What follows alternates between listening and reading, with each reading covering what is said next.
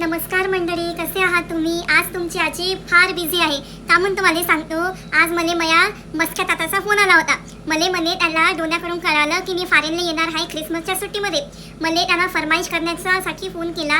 म्हणे तुझ्या हातचा चकली चिवडा मला भाय आवडते, तर जास्तीत जास्त घेऊन ये. आणि त्याच्या लेकरा बाळांना सांगतो, भाय आनंद झाला. लेकरं बिचारे त्याचे ढुंगण आणि तोंड धुवून बसले माया हातचा फराळ खायला.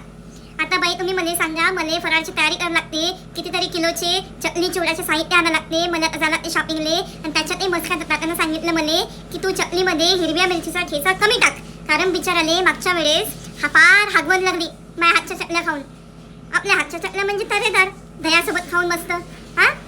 तर त्याला फार हागवण लागली सांगतो तुम्हाला. आणि यावेळेस मला कमी ठेचा टाकायला सांगितला. आणि बिचाराचा ठेसला कंपनीचा रॉकेट उडायचा राहून गेला, इतकी हागवण लागली. चला मग तुमची आजी जाते आता शॉपिंग करायला. चकल्या आणि चिवड्याचे साहित्य